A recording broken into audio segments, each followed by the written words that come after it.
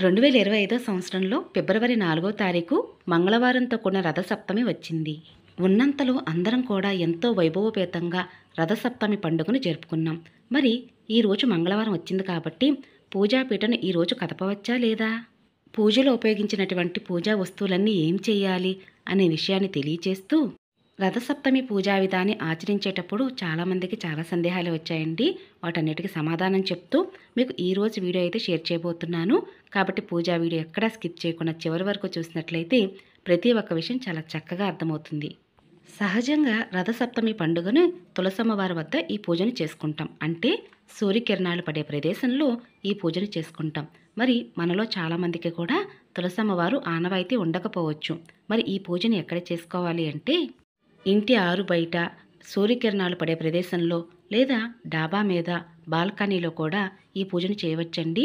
లేదండి మాకు ఎక్కడ ప్లేస్ లేదు, మాకు పూజ చేయడానికి కుదరదండి అనుకున్నవారు ఇంటి ప్రధాన గుమ్మమైన సింహద్వారం దగ్గరైనా సరే చిక్కుడుకాయ రథాన్ని పెట్టి అక్కడ దీపారాధన చేయవచ్చు. రథసప్తమి పండుగ వేళ పూజ చేయడం కుదరనప్పుడు మరి ఈ పూజను మళ్ళీ ఎప్పుడు చేయవచ్చు అంటే మాఘమాసంలో వచ్చే మాఘపు ఆదివారం వేళ రథసప్తమి పూజను చేయవచ్చు. మరి రథసప్తమి పూజలో స్వామివారి పటం గనక లేనట్లయితే మరి పూజ ఎలా చేయాలండి అంటే స్వామివారి పటం లేకపోయినా గోధుమల దీపారాధన చేసి పూజ చేయవచ్చు. అలాగే 7 చిక్కుడుకాయలతో రథాన్ని చేసి పూజలో పెట్టి పూజ అయితే చేయవచ్చు. రథసప్తమి పూజను ఇంట్లో చేయవచ్చునా అని అడుగుతున్నారండి. అంటే దేవుని మందిరంలో చేయవచ్చా అని అడుగుతున్నారు. అంటే మీకు తులసమ్మవారి ఆనవాయితీ లేకపోయినా లేదా అసలు సూర్యకిరణాలు పడే ప్రదేశంలో పూజ చేయడం కుదరకపోయినప్పటికీ తప్పని పరిస్థితుల్లో మాత్రమే ఇంట్లో పూజ చేయవలసి ఉంటుందండి. సాధ్యమైనంత వరకు ఇంటి ప్రధాన గుమ్మడి సింహద్వారం దగ్గరైనా పూజ చేయడానికి ప్రయత్నించండి. మరి ప్రెగ్నెంట్ లేడీస్ ఈ పూజని చేయవచ్చా అంటే చేయవచ్చండి. అయితే 7 నెలలు నిండిన తర్వాత అయితే ఈ పూజని చేయరండి. మీ ఇంటి ఆచారాన్ని బట్టి పూజను ఆచరించవచ్చు. సూర్యభగవానుడికి అర్ఘ్యం ఎప్పుడు ఇవ్వాలి, ఏ సమయంలో ఇవ్వాలని అడుగుతున్నారండి. సూర్యభగవానుడికి అర్ఘ్యం అనేది ఎప్పుడు కూడా స్నానం చేసిన తర్వాత ఉతికిన వస్త్రాలు ధరించి అప్పుడు సూర్యభగవానుడికి అర్ఘ్యం అనేది ఇవ్వాలండి. ప్రతిరోజైనా మాఘమాసంలో అయినా మాఘపు ఆదివారం వేళ ముఖ్యంగా రథసప్తమి వేళ అయినా సరే ఇలానే ఇవ్వాలి. అలాగే రథసప్తమి పూజను తులసమ్మవారి వద్ద చేస్తాం కదండి. మరి ముందుగా ఇంట్లో నిత్య దీపారాధన చేయాలా లేదా ముందుగా రథసప్తమి పూజను చేయాలా అని అడుగుతున్నారండి. అయితే ఎప్పుడూ కూడా మనం నిత్య పూజా మందిరంలో దీపం వెలిగించిన తర్వాతే తులసమ్మవారి వద్ద దీపం వెలిగించి ఆ తర్వాత రథసప్తమి పూజను ఆచరించవలసి ఉంటుంది. అలాగే రథసప్తమి పూజన అనేది ఉదయం చేస్తాం కదండి. ఆ తర్వాత నాన్ వెజ్ తినవచ్చా, అలాగే ఇంట్లో వండవచ్చా అని కూడా అడుగుతున్నారు. రథసప్తమి అనేది ఒక పండుగ అండి. పండుగ సమయంలో ఇంట్లో ఎప్పుడు కూడా కొన్ని పూజలప్పుడు నాన్ వెజ్ అది వండకూడదు, తినకూడదు.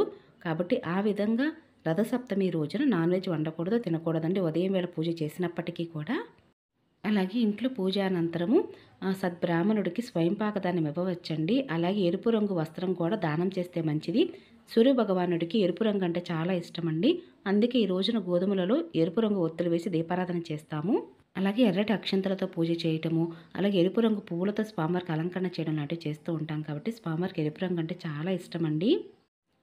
పూజలో ఏమున్నా లేకపోయినా సరే భక్తి శ్రద్ధలతో పూజ అయితే చేయడానికి ప్రయత్నించండి.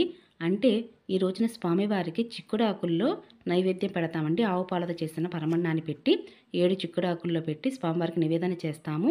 మరి అందుకు గాను చిక్కుడాకులు కనుక దొరకనట్లయితే ఏం చేయాలని అడుగుతున్నారు.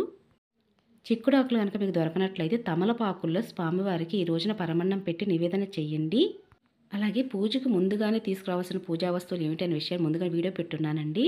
అలాగే అందులో గోధుమలు కూడా ముందుగానే తెచ్చిపెట్టుకోండి అని చెప్పాను. ఒకవేళ మీకు కనుక గోధుమలు కనుక దొరకనట్లయితే ఒకవేళ తీసుకురావడం మర్చిపోయినా కూడా మళ్ళీ మీరు ఈ గోధుమల దీపారాధన అనేది మాఘపు ఆదివారం వేళ వెలిగించవచ్చు. అలాగే గోధుమలు దొరకనట్లయితే మళ్ళీ అందులో ఏమి వేయకూడదండి. అంటే బియ్యం లాంటివి పోయకూడదనమాట.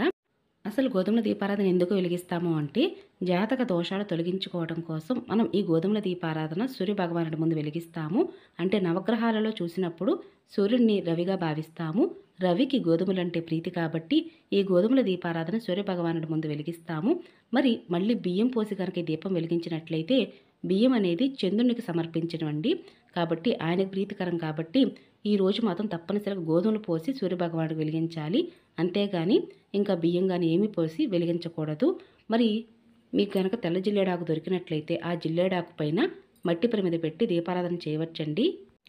పూజ ఉదయమే చేయాలండి. అయితే సూర్యభగవానుడు మనకి సూర్యకిరణాలు పడిన ప్రదేశంలో అని చెప్పాను కదా! మరి సూర్యభగవానుడు కిరణాలు పడేదాకా ఎదురు చూడకుండా సూర్యుడు ఉదయించాడు అంటేనే సూర్యభగవాను యొక్క కిరణాలనేవి భూమి మీద ప్రసరించాయని అర్థం కాబట్టి మీరు ఉదయమే 6, 7 గంటల నుంచి మొదలుపెట్టి పూజ అయితే చేసుకోవచ్చండి. ఇలా పూజానంతరము మరి ఈరోజు మంగళవారం కాబట్టి పూజాపీటను ఎప్పుడు కదపాలి అంటే మరుసటి రోజు బుధవారం ఉదయం వేళ ఈ పూజాపీటను కదపాలండి. ఒకవేళ మాకు పీరియడ్ టైము దగ్గరలో ఉందండి, మరి పూజాపీఠం ఎలా కదపాలి, తర్వాత ఇబ్బంది అవుతుందండి, మరి ఈరోజు తీయవచ్చా అంటే తప్పనిసరి పరిస్థితుల్లో మాత్రమే మంగళవారం వేళ పూజాపీఠను సాయంత్రం వేళ కదపవచ్చండి. అంతేగాని పూజా దీపం వెలుగుతుండగానే ఉదయం వేళ పూజానంతరము పూజాపీఠను కదపకూడదు. అలాగే మీరు మంగళవారం వేళ ఉదయం వేళ రథసప్తమి రోజున ఉదయం వేళ దీపారాధన చేశారు. సాయంత్రం వేళ కూడా దీపారాధన చేసి బుధవారం ఉదయం వేళ కూడా దీపారాధన చేసి స్వామివారికి పాలు పండ్లు ఏమైనా నైవేద్యంగా పెట్టి ఆ తర్వాత దీపం ఉండగానే పూజాపీఠను కదపాలి. మరి పూజాపీఠను కదిపేటప్పుడు తప్పనిసరిగా ఉద్వాసన మంత్రం చదవాలండి.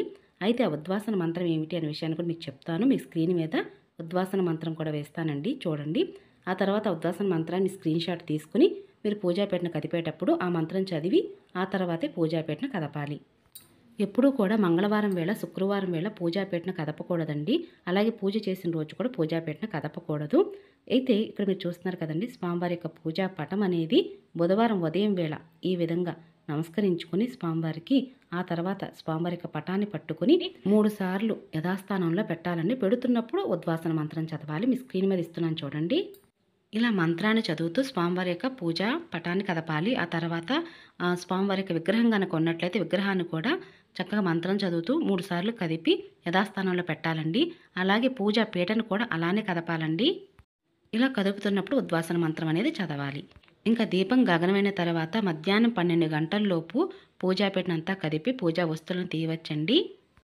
అలాగే మధ్యాహ్నం 12 గంటలు దాటిన తర్వాత కానీ 12 గంటల్లో కానీ పూజాపీటను కదిపి తీయకూడదండి. కాబట్టి మీకు ఒకవేళ తర్వాత మీకు పూజాపీటను కదపడానికి సమయం కుదరనట్లయితే సాయంత్రం వేళ 4 గంటల సమయానికైతే తీసేయచ్చండి. అయితే ఇక్కడ మీరు చూస్తున్నారు కదా, స్వామివారికి నివేదించవలసిన నైవేద్యం అనమాట. ఇది కుటుంబ సభ్యులు తీసుకోవచ్చండి. ఇది మీరు రథసప్తమి రోజునే తీసుకోవచ్చు.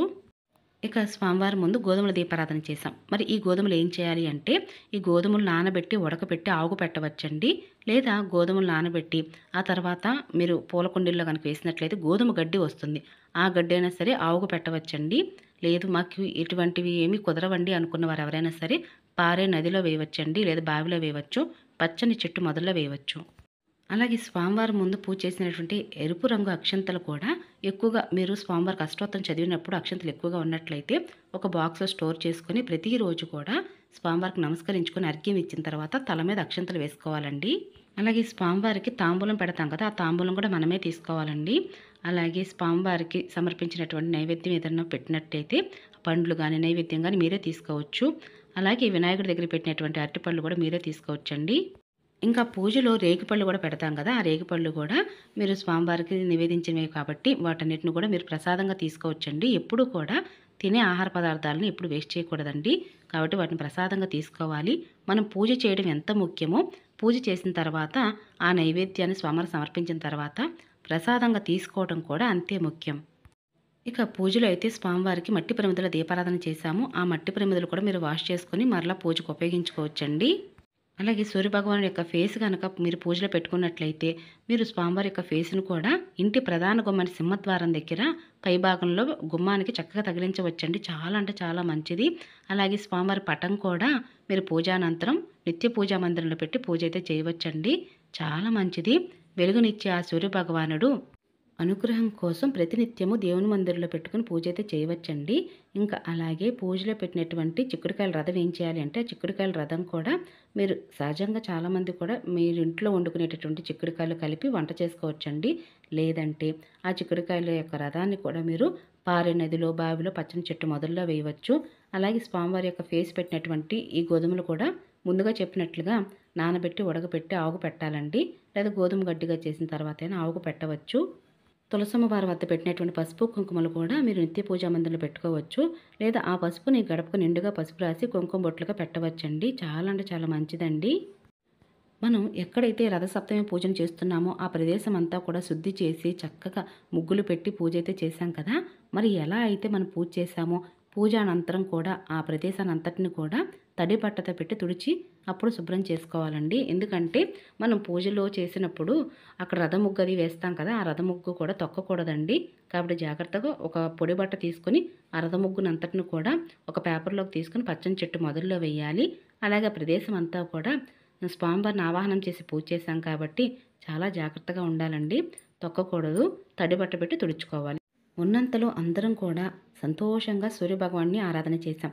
మరి అంతే పవిత్రంగా ఆ ప్రదేశాన్ని అంతా కూడా శుద్ధి చేసుకుని ఇక ఇలా అయితే మనం పూజకు ఉపయోగించిన వస్తువులన్నీ కూడా ఈ విధంగా చేయాలండి. మీరు అడిగిన ప్రశ్నలన్నిటికి కూడా సమాధానం చెప్పాను.